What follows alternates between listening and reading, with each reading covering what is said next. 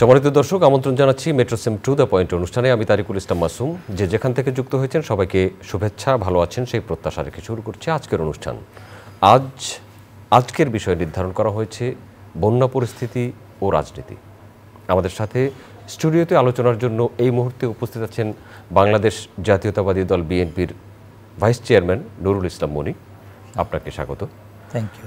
সম্মানিত দর্শক, আমাদের সাথে অনলাইনে যুক্ত হয়েছেন কুমিল্লা থেকে চ্যানেল আয়ের প্রতিনিধি আবুল কাশেম হৃদয়। আবুল কাশেম হৃদয়, আপনি শুনছেন আমাদেরকে?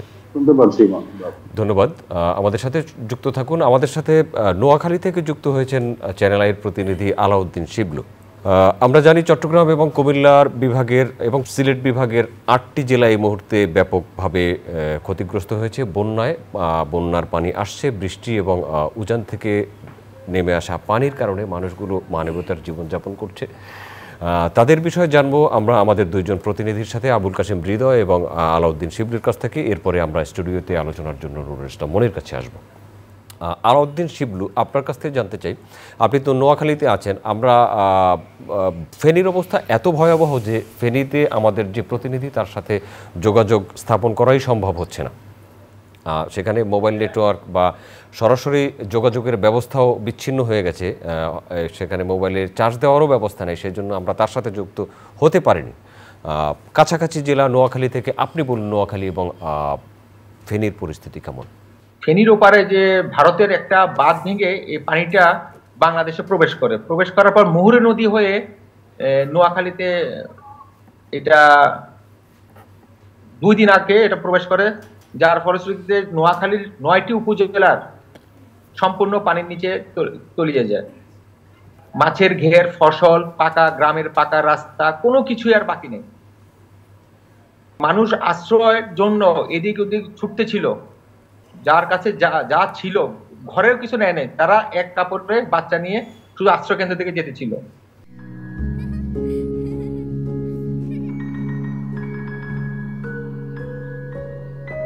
প্রতিদিন এমন ছোট ছোট মুহূর্তগুলো তৈরি করে জীবনের গল্প। Hatil, live and relive. আমি যখন রাতের 8টায় বেগমগঞ্জ উপজেলায় পাইলট উচ্চ বিদ্যালয়ে তাকাই, তখন ওখানে দেখি অসংখ্য নারী পুরুষের এবং ছোট বাচ্চাদের ভিড়। পুরা স্কুল ভর্তি হয়ে গেছে, কোনো কিছু আর বাকি নেই। আজ সকালে যখন বৃষ্টিটা শুরু হয় তখন এই পরিস্থিতি আরো ভয়াবহ আকার ধারণ করে। প্রত্যেকটা ঘরে পানি। কোন মূল যে সড়ক, ঢাকা নোয়াখালী সড়ক, সেই সড়ক এখন পানির নিচে। তারপর জেলা প্রশাসন কার্যালয়, পুলিশ সুপার কার্যালয়, সিভিল সার্জন, কোনো কিছু আর বাকি নেই, সবগুলো পানির নিচে আছে এবং সার্কিট হাউস পর্যন্ত ডুবে গেছে। আচ্ছা, এত মানুষ যে বন্যা দুর্গত হয়েছে তাদেরকে আশ্রয় কোথায় দেওয়া হয়েছে, বা তাদের খাবারের ব্যবস্থা কি করা হয়েছে, বা উদ্ধার তৎপরতা কি দেখছেন? ধন্যবাদ। নোয়াখালী জেলা প্রশাসনের পক্ষ থেকে 350টি আশ্রয় কেন্দ্র খোলা হয়েছে। এখন পর্যন্ত আমার কাছে প্রায় 8000 লোক ওই আশ্রয় কেন্দ্রগুলোতে অবস্থান করছে বলে আমি জানছি, এবং জেলা প্রশাসনের পক্ষ থেকে শুকনো খাবার এবং পানি, স্যালাইন এগুলো সরবরাহ করা হয়েছে। আর এখন মানুষের ভিতরে বেশি আতঙ্ক হলো সাপের ভয়। যেখানে সেখানে সাপ এখন মানুষের বসত বাড়িতে ঢুকে গেছে, যার কারণে এখন বাসাগুলো প্রায় খালি, সবাই আশ্রয় কেন্দ্রে চলে গেছে, কারণ এখানে বাসাতে বসবাস করার মতো কোনো অবস্থা নাই। হাঁটুর উপরে পানি, এখন তো খাটের উপরে পানি। আমার নিজের বাসাও পানি বন্যাতে আক্রান্ত হয়ে গেছে। আমিও কালকে সারা রাত ঘুমাতে পারিনি। আমার বৃদ্ধ বাবা মাকে নিয়ে আমি বেশ আতঙ্কে ছিলাম। সকালবেলায় যা একটু পানি কমছিল, এরপর যে পানি আসলো পুরা বাসা পানির নিচে। এখন আমি আপনাদের সাথে এখন কথা বলতেছি, ঠিক খাটের উপরে যে পানি একদম আমার নিচে, আমি পানির উপর দাঁড়িয়ে কথা বলতেছি, এক প্রকার বলা যায়। আপনাদেরকে সান্ত্বনা দেওয়ার ভাষা আসলে স্টুডিও থেকে আমাদের বা ঢাকায় যারা আছি তাদের নেই। এরপরেও আপনাদের জন্য অনেক দোয়া রইল যেন আপনারা দ্রুত এই পরিস্থিতি মোকাবেলা করে স্বাভাবিক জীবনে আসতে পারেন। আলাউদ্দিন শিবলু, আমরা আবুল কাশেম হৃদয়ের কাছে যেতে চাই। কুমিল্লা থেকে যুক্ত হয়েছেন, কুমিল্লার পরিস্থিতি জানবো। হৃদয়, কুমিল্লার পরিস্থিতি যদি জানাতেন আমাদেরকে। ধন্যবাদ মাসুম ভাই। আমি কুমিল্লার পরিস্থিতি যেটুকু এই সর্বশেষ পর্যন্ত জানি, এটা হচ্ছে, আপনি যে জানেন কুমিল্লার দুঃখ বলা হতো একসময় গোমতী নদী। এটি ভারতের সৃষ্ট একটি নদী এবং এই নদীটি খরস্রোতা নদী। যখন বৃষ্টির পানি বেশি হয়, পাহাড়ি ঢল বেশি হয়, তখন এই কুমিল্লা অঞ্চল প্লাবিত হয়। কিন্তু এটা কুমিল্লার অনেকটা দুঃখ গুছে গিয়েছিল যে দুই পারে বাঁধ নির্মাণ করার ফলে। কিন্তু এই 30-35 বছরের মধ্যে এইবারই সর্বপ্রথম এই গুমতি নদী দিয়ে বিপুল পরিমাণ পানি আসছে, যেটি এখন বাঁধ ছুঁই মানে বাঁধের উপর দিয়ে এখন পানি হয়তো আর 2-3 ঘন্টার মধ্যে প্রবাহিত হতে পারে। এবং এটি যদি হয় তাহলে কুমিল্লা ব্যাপকভাবে বন্যা কবলিত হবে। এর মধ্যে অনেকগুলো উপজেলা নিম্নাঞ্চল অলরেডি প্লাবিত হয়ে গেছে। আপনি জানেন যে গত 3-4 দিন ধরে বৃষ্টি, অনবরত বৃষ্টি হচ্ছে, আজকেও বৃষ্টি হচ্ছে।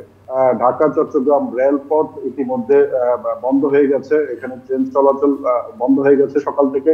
আর ঢাকা চট্টগ্রাম মহাসড়ক, যেখানে কুমিল্লার চট্টগ্রাম বাজার, সেখানেও এই পাহাড়ি ঢলের পানি, উজানের পানি, ভারত থেকে আসা পানি, সেটির কারণে যান চলাচল মারাত্মকভাবে ব্যাহত হচ্ছে। এখানে মানে 20-25 কিলোমিটারের মতো এখন মানে রাস্তায় গাড়ি যানজটের মতো আছে, ধীর গতিতে চলছে। যেটি আশঙ্কা যে ত্রিপুরা রাজ্য পাশের, সেখানেও ভয়াবহ বন্যা, এবং তারা বন্যার কারণে ডুবুর যে স্লুইস গেট, সেখানে 3টি গেটের মধ্যে একটি গেট তারা খুলে দিয়েছে, এবং সে কারণেই এই বিপুল পরিমাণ পানি এখন আমাদের এই কুমিল্লা অঞ্চলের গুমতি দিয়ে প্রবাহিত হচ্ছে। আর গুমতি পাড়ের যে মানুষ, তাদের বাড়িঘর অলরেডি ডুবে গেছে, মানে শুধু টিনের চাল দেখা যায়, এবং তারা নিরাপদ আশ্রয়ের জন্য বাঁধে আশ্রয় নিয়েছে। সরকারি 2-1টি আশ্রয় কেন্দ্র তারা গেছে। কিন্তু মানে যেটি উদ্বেগের, যে কোনো মুহূর্তে বাঁধ ভেঙে যাওয়ার মতো পরিস্থিতি হতে পারে। যদি এই বাঁধ কি গোমতী নদীর তীরের বাঁধের কথা বলছেন? গোমতী নদীর তীরে, গোমতী নদীর 2 পার বাঁধাই করা আছে, যেখানে মানে বাঁধ না ভাঙলে কুমিল্লার এই যে বাঁধ পার্শ্ববর্তী যে অঞ্চল, সেগুলিতে বন্যা হবে না। কিন্তু এরই মধ্যে ব্যাপক মানে ওই বাঁধের যে সেচের পাইপ গুলি আছে, তারপর অন্যান্য যে পানি বের হয়ে, নদী থেকে বের হয়ে, সেই সব নিম্নাঞ্চল প্লাবিত হয়ে গেছে, অলরেডি মানে ডুবে গেছে অনেক অঞ্চল। গত রাত, সারা রাত মানুষ বাঁধের মধ্যে তাদের সহায় সম্বল যাই ছিল তা নিয়ে তারা বাঁধে আশ্রয় নিয়েছে। এখনো আতঙ্কিত মানুষ বাঁধের উপরে, এবং অনেক জায়গায় মানুষ এই বাঁধ রক্ষার চেষ্টা করছে নিজেরা সহযোগে। এলাকার যুবক শ্রেণী সাহায্য করছে সবাইকে। মানে এরপরে হলো যে একটা ভালো দিক হচ্ছে যে কুমিল্লা জেলা বিএনপি এবং কুমিল্লা মহানগর বিএনপি নেতৃবৃন্দ, আমিনুর রশিদ ইয়াসিন, উদ্বাদুল বাড়ি আবু, বা ইউসুফ মোল্লা টিপু, বা ওখানকার স্থানীয় জামাতের নেতা গোলাম কিবরিয়া, তারা স্থানীয় মানুষকে ত্রাণ দিচ্ছেন, খাবার সহায়তা করছেন, এবং তাদের সর্বাত্মক সহযোগিতা করছেন। আবুল কাসিম হৃদয়, আপনার কাছে আসবো আমরা। নুরুল ইসলাম মনি, আমরা জানি আপনিও দক্ষিণাঞ্চলের মানুষ, বন্যা পরিস্থিতির সাথে খাপ খাইয়ে চলার মানসিকতা আপনার আছে বা আপনাদের আছে। এই বন্যা পরিস্থিতিতে মানুষের কি করা উচিত, বা বন্যা পরিস্থিতিতে হঠাৎ করে এখন যখন বন্যা পরিস্থিতি, তখন কিন্তু রাজনৈতিক সরকার নাই দেশে, একটা অন্তর্বর্তীকালীন সরকার, উপদেষ্টারা কথা বলেছেন, ভারতের কথা আসছে, ভারতের রাষ্ট্রদূত বাংলাদেশের প্রধান উপদেষ্টার সাথে সাক্ষাৎ করেছেন, নানান বিষয়ে আলোচনা হয়েছে। আপনি একটা রাজনৈতিক দলের প্রতিনিধিত্ব করছেন, এই মুহূর্তে সরকারের পক্ষ থেকে কি করা উচিত, বা রাজনৈতিক দলের নেতৃবৃন্দের কি করা উচিত? আমি শুরুতেই সমবেদনা এবং গভীর কষ্টবোধ করছি এবং সমবেদনা জ্ঞাপন করছি আমার ওইসব ভাই বোনদের প্রতি, যারা এই মুহূর্তে বন্যা কবলিত এবং বিরাট বিপদ মাথায় নিয়ে চলছেন।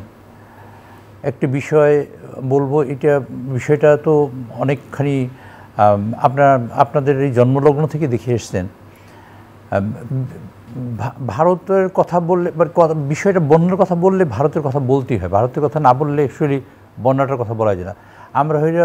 আমরা বাংলাদেশ নিম্ন অঞ্চলের মানুষ, ভারত সবসময় উপরের অঞ্চলের মানুষ। আমরা গঙ্গার পানি ফারাক্কাবাদ মাত্র 1 সপ্তাহের জন্য চালু হবে এই কথা বলে শেখ মুজিবুর রহমান সাহেবের কাছ থেকে পারমিশন নিয়েছিল।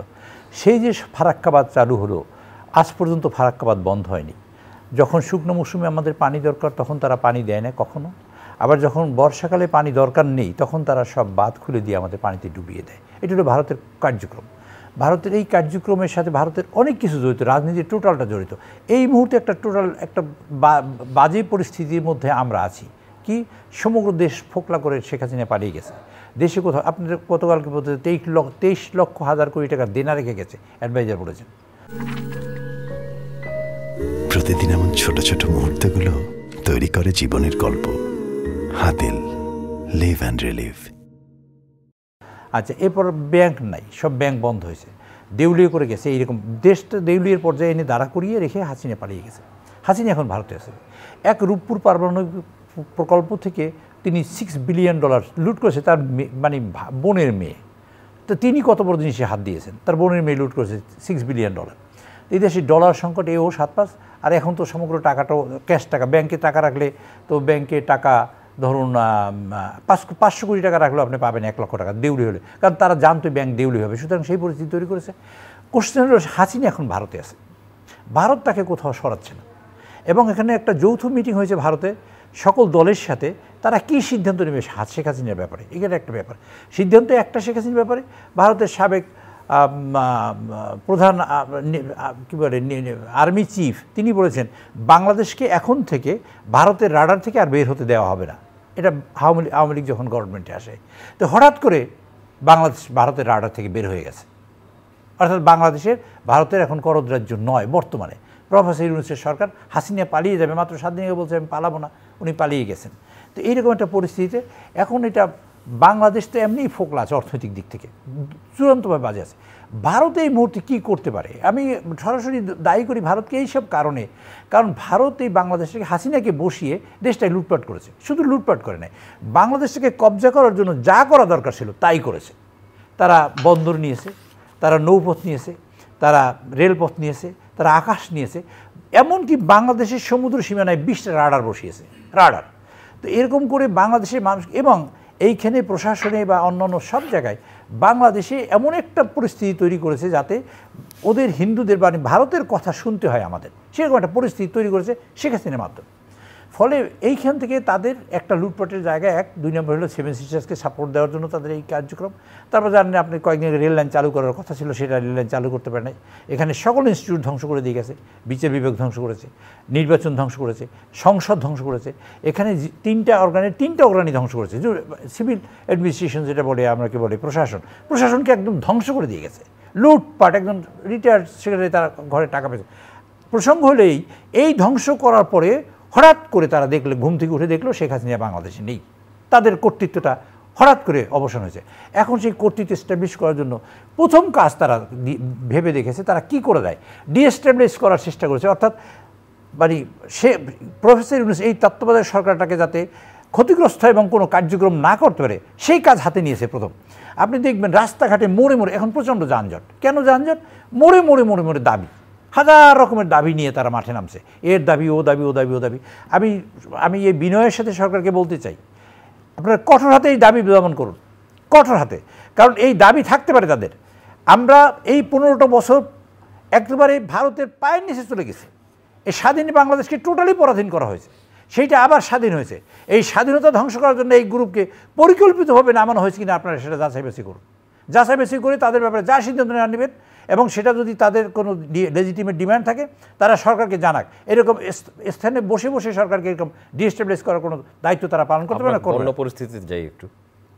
দ্বিতীয়ত হলো এই যে পানি ছেড়েছে, আমি সবগুলোর মধ্যে থেকে বন্যা পরিস্থিতির কথা বলে, পানি আমরা তো কোনো সময় পানি পাই না।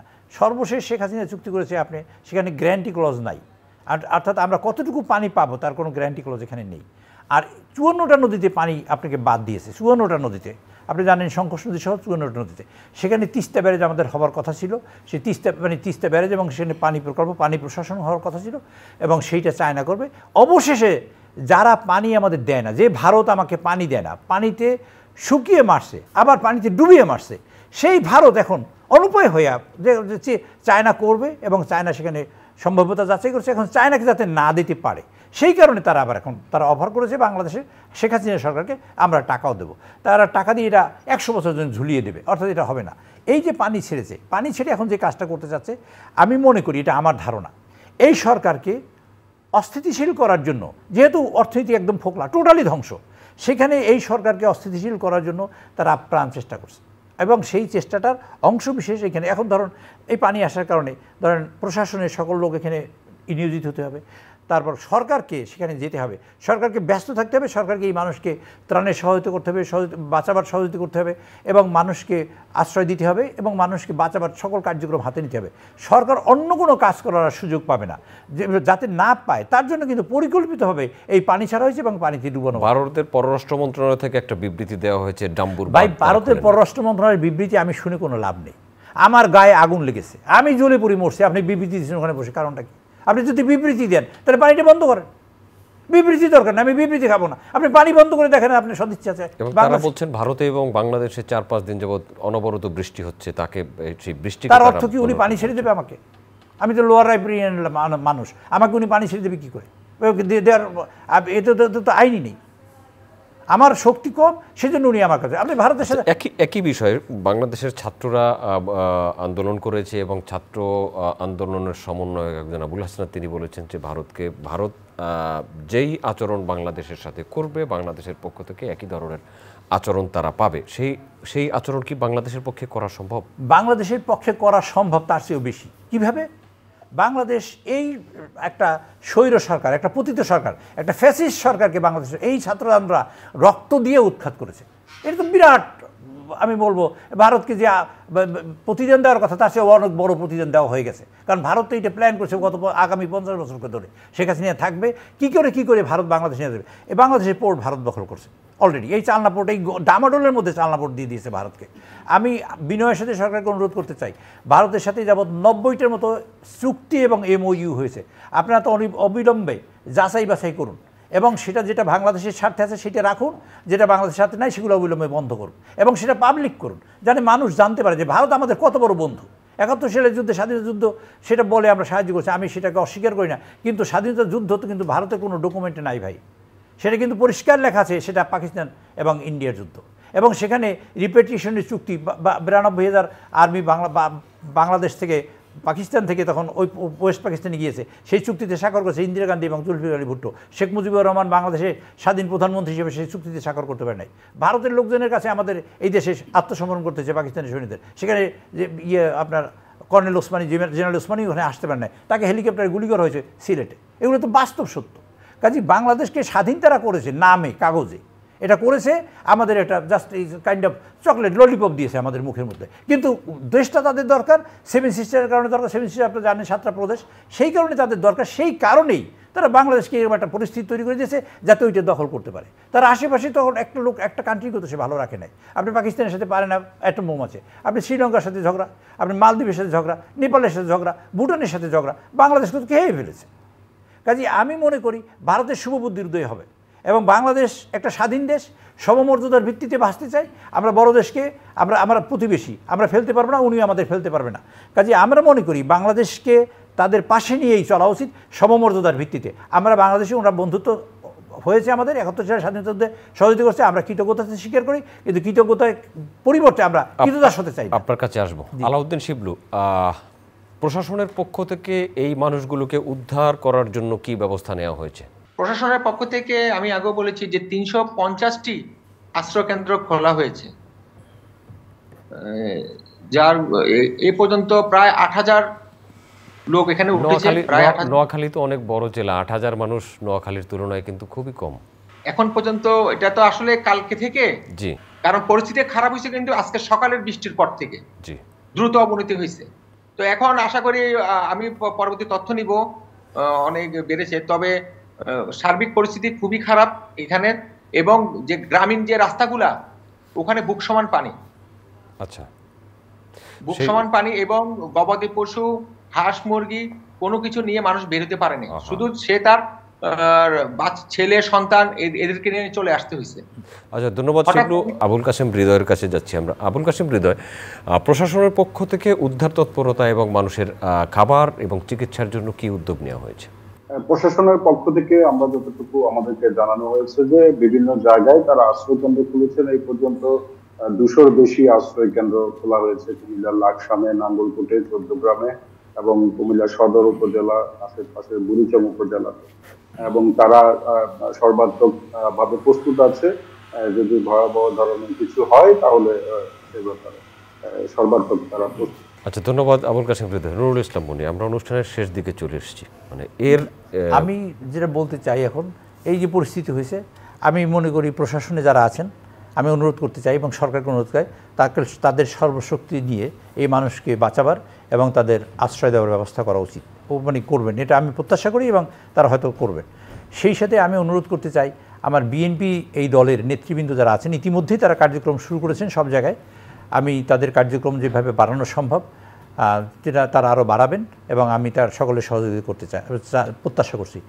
বাংলাদেশে আপামর মানুষের কাছে আমি আপনার মাধ্যমে অনুরোধ করতে চাই, যার যেখানে যেটুকু শক্তি আছে সেই সকল শক্তি দিয়ে আপনারা এই বন্যা কবলিত মানুষের পাশে দাঁড়াবেন এবং তাদের সাহায্য সহযোগিতা করবেন এবং আশ্রয় দিবেন। ইতিমধ্যেই আমার নেতা তারেক রহমান সাহেব অলরেডি তিনি বলেছেন যে বাংলাদেশের বিএনপি সহ আপামর জনসাধারণ যার যেটুকু সহযোগিতা সাধ্য আছে তার সাধ্য নিয়ে এই মানুষের পাশে দাঁড়াবার জন্য তিনি অলরেডি আহ্বান জানিয়েছেন ইতিমধ্যেই।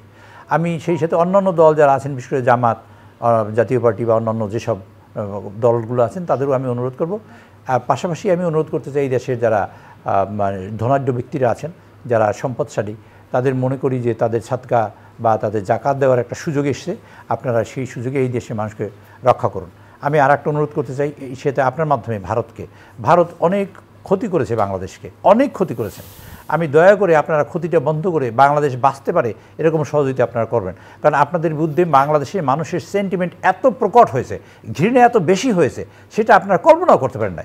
আপনি একটা অবৈধ সরকারকে বারবার বৈধতা দিয়ে তারা গভর্নমেন্টে রাখার চেষ্টা করছেন, মানুষের সেন্টিমেন্টকে কোনো মূল্য দেন নাই। আপনারা মানুষকে সেন্টিমেন্টকে মূল্য দিন এবং মানুষকে বোঝার চেষ্টা করুন। বাংলাদেশের মানুষ কিন্তু বাংলাদেশের মানুষ, তাদের বোঝার চেষ্টা করুন এবং এখানে যে গণতান্ত্রিক প্রক্রিয়া হতে পারে, স্বাভাবিকভাবে সুস্থ জীবনযাপন করতে হবে।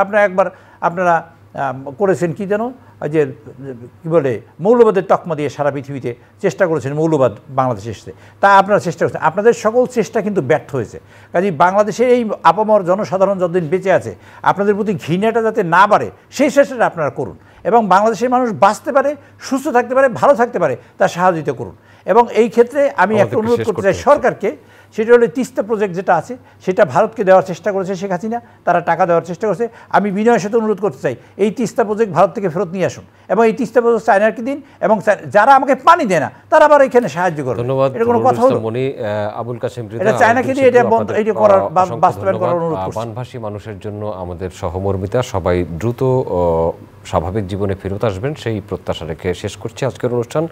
আগামী অনুষ্ঠান দেখার আমন্ত্রণ রইল, দেখা হতে পারে আগামী অনুষ্ঠানে। ভালো থাকবেন সবাই, আপনাদের সবার জন্য অনেক অনেক শুভকামনা।